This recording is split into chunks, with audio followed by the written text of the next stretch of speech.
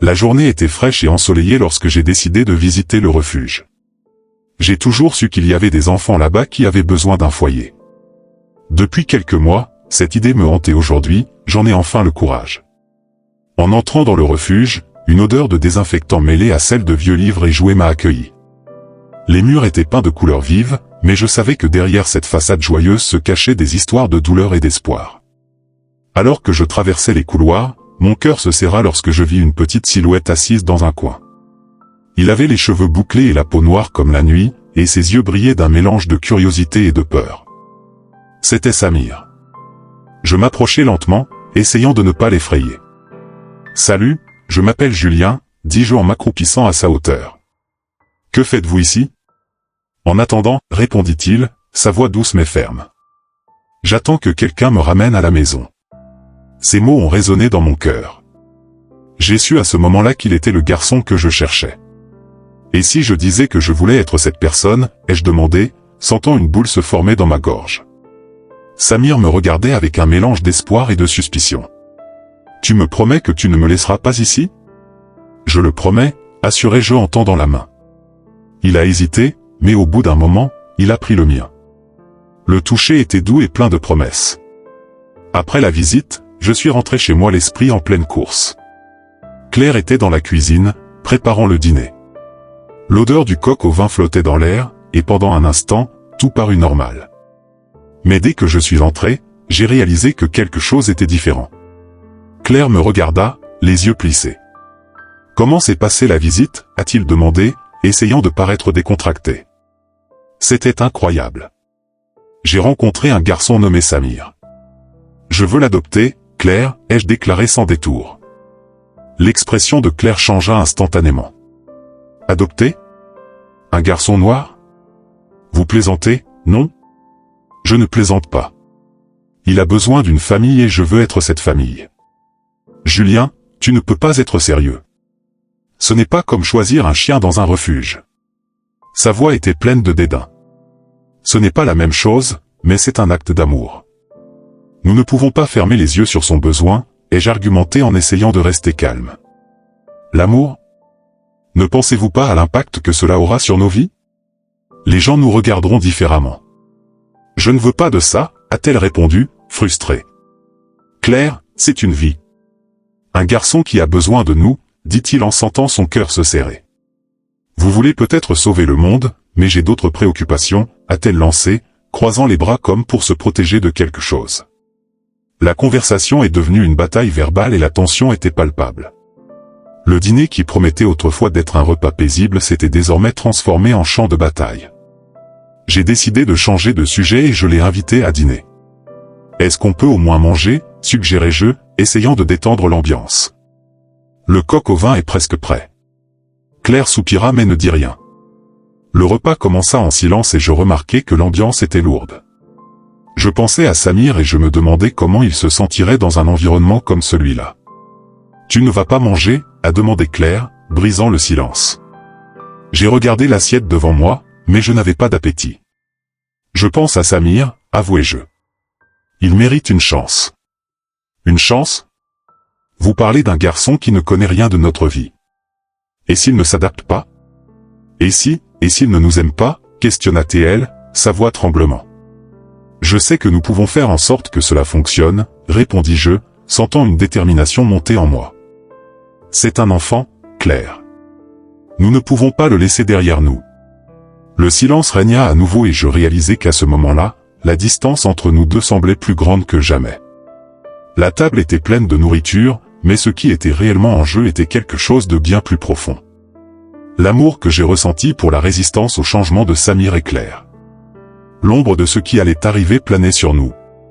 Les premières semaines qui ont suivi l'arrivée de Samir ont été un tourbillon d'émotions. La maison, autrefois refuge paisible, était désormais un subtil champ de bataille.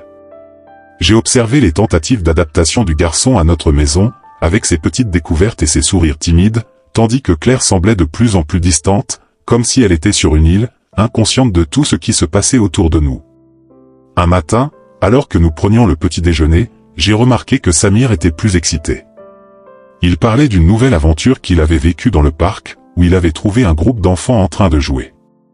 Ses yeux brillaient tandis qu'il parlait, et je ne pus m'empêcher de sourire, heureux de le voir lâcher prise. Et puis, j'ai été le dernier à me faire prendre à cache-cache. S'exclama-t-il en riant. Ils ne m'ont jamais trouvé, je suis trop rapide. Et même, vous devez être un vrai champion. Dis-je en essayant d'encourager son esprit. Claire, en revanche, levait à peine les yeux de son assiette. J'espère que tu n'as pas été trop prompt à mettre les autres enfants en colère. Les enfants qui ne savent pas perdre ont tendance à être difficiles, a-t-elle commenté avec un ton sarcastique qui traversait l'air. Samir se dégonfla un peu, visiblement affecté par les propos de Claire. Mais j'ai juste plaisanté. Marmonna-t-il, tête baissée. Le cœur se serra dans ma poitrine. J'avais besoin de faire quelque chose. Claire, il essaie juste de se sentir à l'aise. Nous devons soutenir ce qu'il fait, pas le critiquer, dis-je en essayant de rester calme. Elle m'a lancé un regard flétri. Et tu penses que c'est facile pour moi? La maison est pleine de souvenirs, et maintenant vous amenez un enfant qui a l'air si différent de nous. Sa voix était pleine de mépris. Claire, ce n'est pas une question de look. C'est une question d'amour et de famille, répondis-je, essayant de garder ma voix ferme malgré la frustration qui montait en moi. Elle se leva brusquement, repoussant sa chaise avec un fracas qui résonna dans toute la cuisine. Amour? Pensez-vous vraiment que c'est de l'amour? J'ai l'impression d'être expulsé de ta vie. Chaque jour, tu t'éloignes davantage de moi à cause de lui. Ce n'est pas ce que je veux. J'essaie juste de faire ce qu'il y a de mieux pour nous tous. J'ai crié, la tension explosant jusqu'à un point culminant que je n'avais pas prévu. Claire croisa les bras, son regard perçant me donnant l'impression d'être devant un feu de camp. Ne réalises-tu pas que tu es aveugle? Ce garçon n'est pas la solution à nos problèmes. Je ne veux pas vivre comme ça, je ne peux pas. L'atmosphère dans la salle était insupportable. Samir, resté silencieux tout au long de la discussion, nous regardait avec un mélange de confusion et de peur. Julien, je peux aller dans ma chambre. Murmura-t-il, la voix tremblante. Non, Samir, tu n'as pas besoin d'aller nulle part. Restez ici, s'il vous plaît, dis-je, essayant de le calmer. Claire, nous devons trouver un moyen de faire en sorte que cela fonctionne. Je ne peux pas faire ça, Julien. Je ne peux pas. Claire a crié, l'épuisement apparaissant sur son visage. Je dois aussi penser à mon bonheur.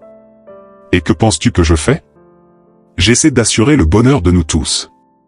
J'étais désespéré, j'avais l'impression que tout s'écroulait. Elle m'a regardé et j'ai vu dans ses yeux une détermination qui m'a fait peur. Julien, je ne peux pas rester ici. Je ne peux pas vivre dans un endroit où je ne me sens pas à ma place. Sur ces mots, elle se tourna et quitta la cuisine en claquant la porte derrière elle. Le silence qui suivit fut assourdissant. Je me tournai vers Samir, qui avait les larmes aux yeux. Je suis désolé, Samir, dis-je, essayant de le réconforter. Ce n'est pas de ta faute. Je ne voulais pas que maman et toi vous disputiez, répondit-il, sa voix à peine audible.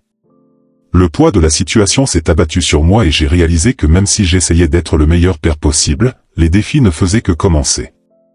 Le matin qui a suivi le départ de Claire a été un tourbillon d'émotions. La maison, qui paraissait autrefois si pleine, résonnait désormais d'un silence assourdissant. J'ai regardé Samir, qui était assis à table, dévorant un pain avec de la confiture, mais les yeux perdus quelque part au loin.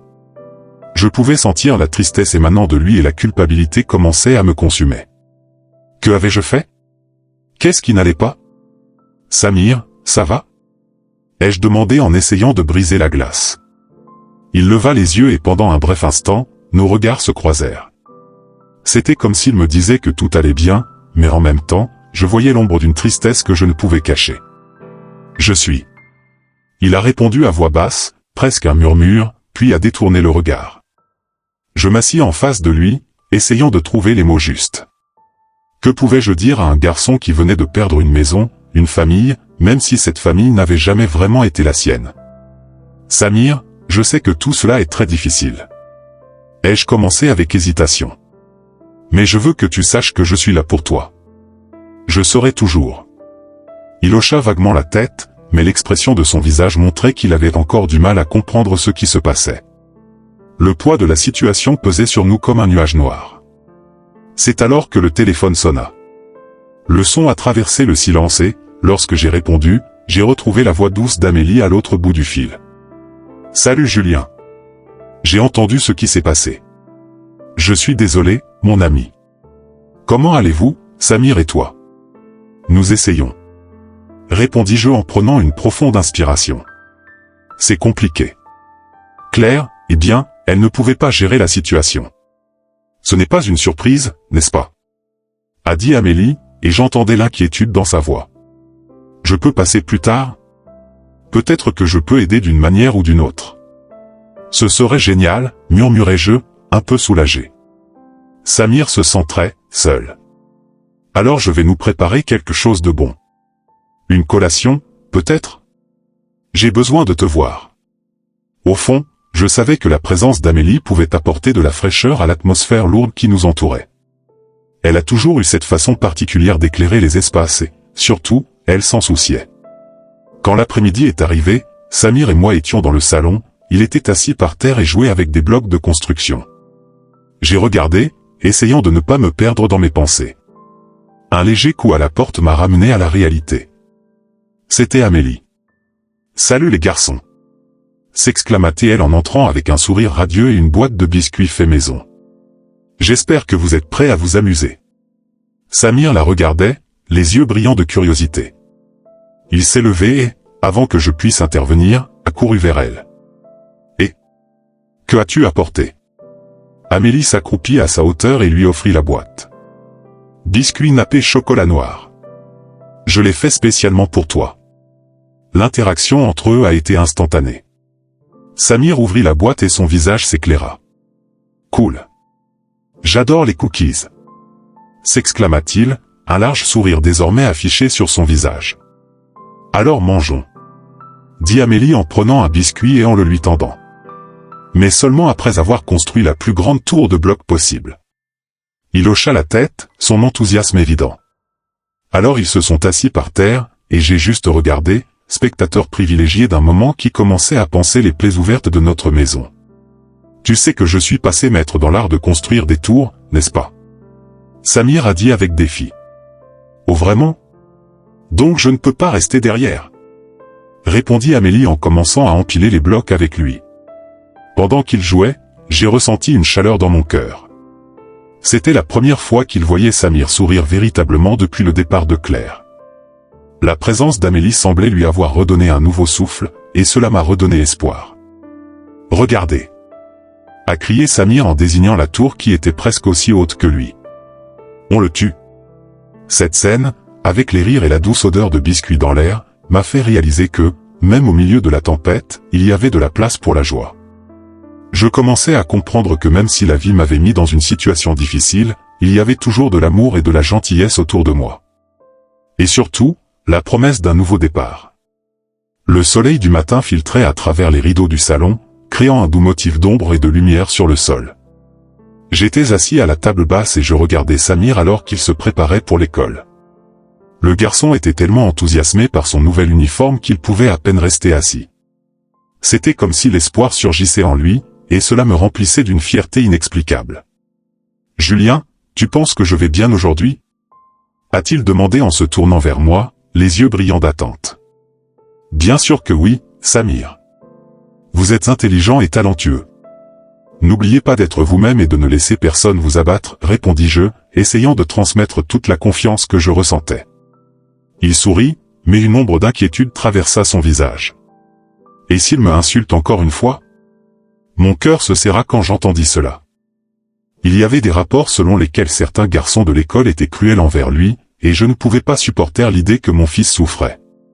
Si cela arrive, préviens-moi, d'accord. Je parlerai au professeur. Personne ne peut vous traiter ainsi. Samir hocha la tête, même si je voyais que l'anxiété le consumait toujours. D'accord, papa. Il fit une pause avant de demander, veux-tu me chercher aujourd'hui? Claire. Je serai là aux portes de l'école, comme toujours, ai-je assuré, essayant de paraître optimiste. Pendant que Samir se préparait, mon esprit était plongé dans l'inquiétude. Il était clair que l'intimidation affectait son estime de soi et je devais faire plus que simplement lui offrir du réconfort. Dès qu'il est parti pour l'école, mon cœur s'est senti lourd. Je ne pouvais pas laisser cette situation perdurer. Je suis allé à l'école plus tard dans la journée. L'odeur de la craie et du papier m'enveloppa dès mon entrée. C'était un environnement que je connaissais déjà, mais qui avait désormais un nouveau but. Je voulais comprendre ce qui se passait et comment je pouvais aider Samir. J'ai demandé à parler à la réalisatrice, une femme d'âge moyen au regard gentil mais ferme. « Bonjour Julien. Que puis-je faire pour vous aujourd'hui ?» a-t-elle demandé, connaissant déjà mon implication avec Samir. J'aimerais discuter de certaines de mes inquiétudes concernant Samir, ai-je commencé, sentant l'urgence dans ma voix. Le directeur m'a écouté attentivement pendant que je parlais du harcèlement et des difficultés auxquelles mon fils était confronté. C'est très grave, Julien. L'école ne tolère aucune forme d'agression ou de discrimination. Je prendrai des mesures immédiates. Sa détermination m'a apporté un certain soulagement, mais j'avais toujours un nœud au ventre. Je ne veux tout simplement pas qu'il se sente seul. Il a besoin de savoir qu'il a du soutien. Travaillons Y. Nous pouvons organiser une rencontre avec les parents des élèves qui posent problème. Il est important que chacun comprenne les conséquences de ses actes, a-t-elle suggéré. J'ai quitté l'école avec le sentiment de faire ce qu'il fallait. Il était temps d'affronter les préjugés de front, non seulement pour Samir, mais pour tous les étudiants qui pourraient vivre une situation similaire. Ce soir-là, alors que nous dînions, Samir semblait plus excité. « Que as-tu fait aujourd'hui, papa ?» demanda-t-il en remplissant son assiette de riz et de poulet. « Je suis allé à votre école. J'ai parlé de quelque chose au réalisateur, répondis-je, essayant de garder la conversation légère. « À propos de l'intimidation, demanda-t-il avec un ton d'espoir dans la voix. « Oui, exactement. Le directeur aidera à résoudre ce problème. Ne t'inquiète pas. Tu n'es pas seul, Samir. Nous sommes dans le même bateau. » Il sourit et je sentis une petite partie de son inquiétude disparaître. À ce moment-là, j'ai réalisé que l'amour parental était une force puissante. Après le dîner, pendant que je faisais la vaisselle, la porte d'entrée s'ouvrit et Claire entra. Son regard était sérieux et une vague de tension parcourut la pièce. « Salut Julien. Puis-je te parler ?» Sa question traversa l'air et je savais que ce qui allait suivre pourrait tout changer à nouveau. « Bien sûr, Claire. De quoi veux-tu discuter ?» Elle hésita en regardant Samir qui était dans son coin, plongé dans un livre. « Il s'agit de nous, et de Samir. » J'ai ressenti un frisson dans le dos. Je savais que ce qu'elle dirait pourrait être un tournant, et tout ce que je voulais, c'était protéger mon fils. « Pouvons-nous parler plus tard, quand Samir dort ?» suggérai-je en essayant de rester calme. Claire hocha la tête, mais je pouvais voir la frustration dans ses yeux. Le silence qui suivit fut tendu, et je ne pus m'empêcher de penser à la façon dont sa présence pourrait affecter la petite. Samir nous a regardés, réalisant que quelque chose n'allait pas, et mon cœur se serra.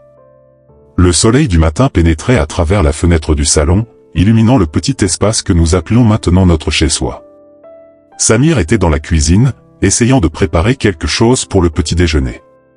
Un sourire involontaire s'est formé sur mon visage alors que je regardais la scène. Le garçon, à sa manière maladroite, luttait contre le grille-pain qui semblait avoir sa propre vie. « Et, Samir ? Besoin d'aide ?» ai-je demandé en m'approchant. « Non, je peux le faire. » répondit-il avec un air de détermination qui me fit admirer son courage.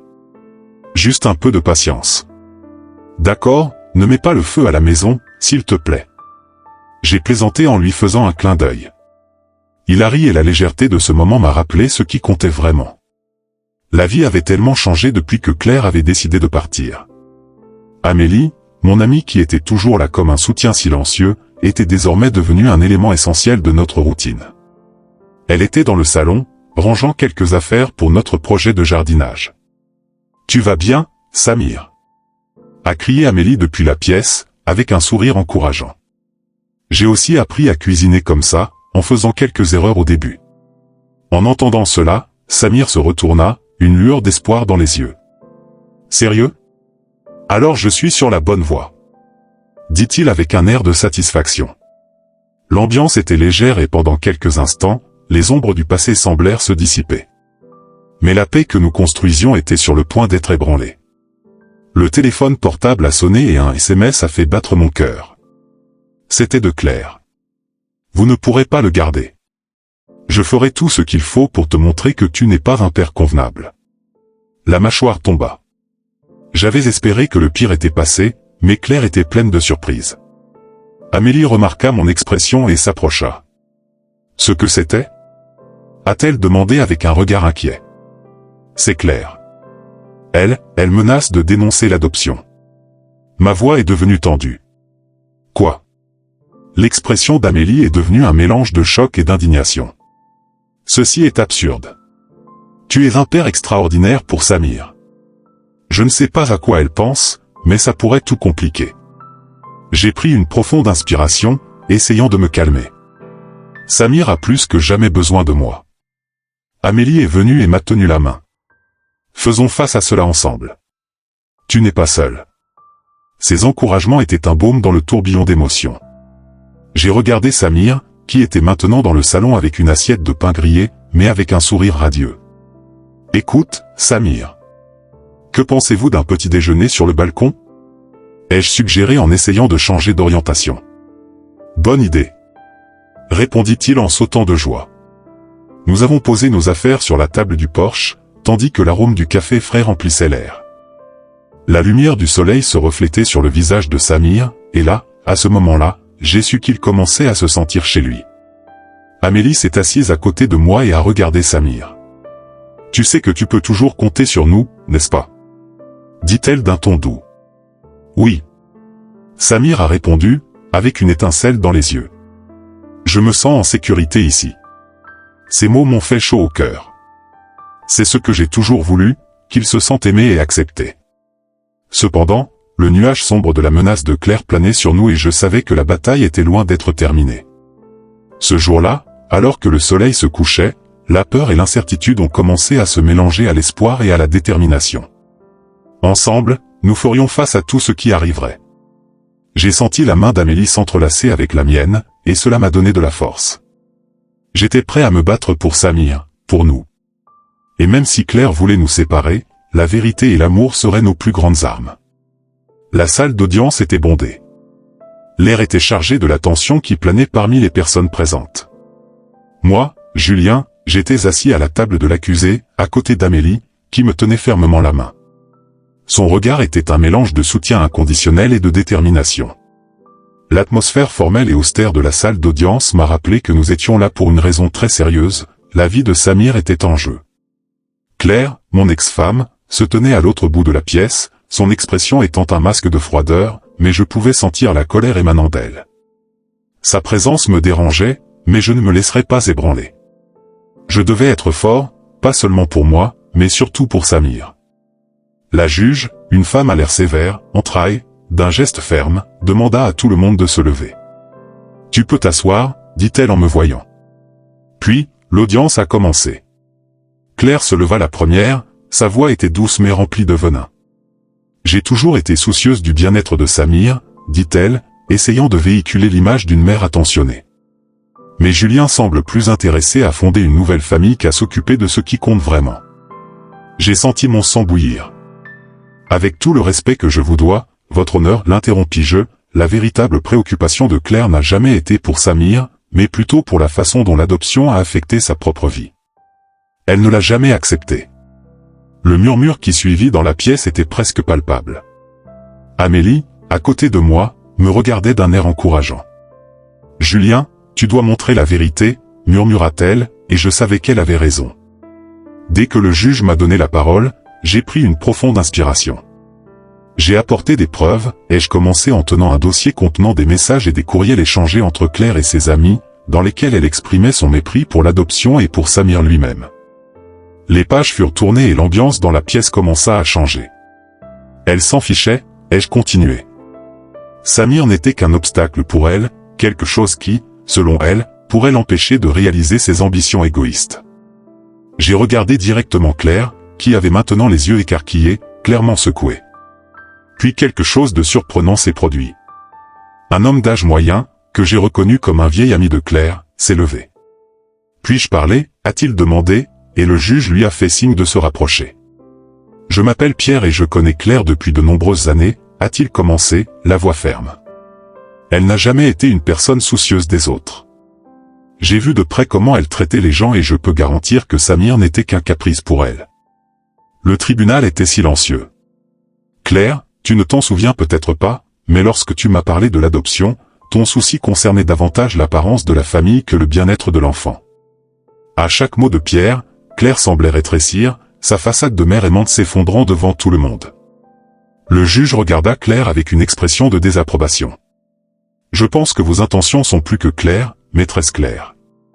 Vos actions et vos paroles ne reflètent pas une véritable inquiétude, mais plutôt un égoïsme que nous ne pouvons ignorer. Mon cœur s'emballa. La décision approchait et le sentiment de justice commençait à se dessiner. Samir, qui était dans la tribune, me regardait avec des yeux pleins d'espoir. C'était comme s'il savait qu'il était enfin entendu. Après quelques réflexions supplémentaires, la juge a fait sa déclaration finale. Compte tenu des preuves présentées, je me prononce en faveur de Julien. Samir mérite une famille qu'il aime et l'accepte, et c'est quelque chose que Claire ne peut pas offrir. Mes yeux se remplissaient de larmes. Samir a enfin eu la chance qu'il méritait. Lorsque le juge a frappé avec le marteau, un cri de joie a résonné dans la tribune. Samir a couru vers moi et je l'ai serré fort dans mes bras. « Tu es à la maison, mon fils » murmurai-je alors qu'Amélie nous rejoignait, nous enveloppant dans une étreinte serrée. L'amour que nous ressentions était indéniable et à ce moment-là, tout semblait parfait. La douleur du passé et les difficultés auxquelles nous avons été confrontés se sont dissoutes au milieu de la joie et de l'unité. Samir avait trouvé sa place et j'avais enfin trouvé la famille dont j'avais toujours rêvé.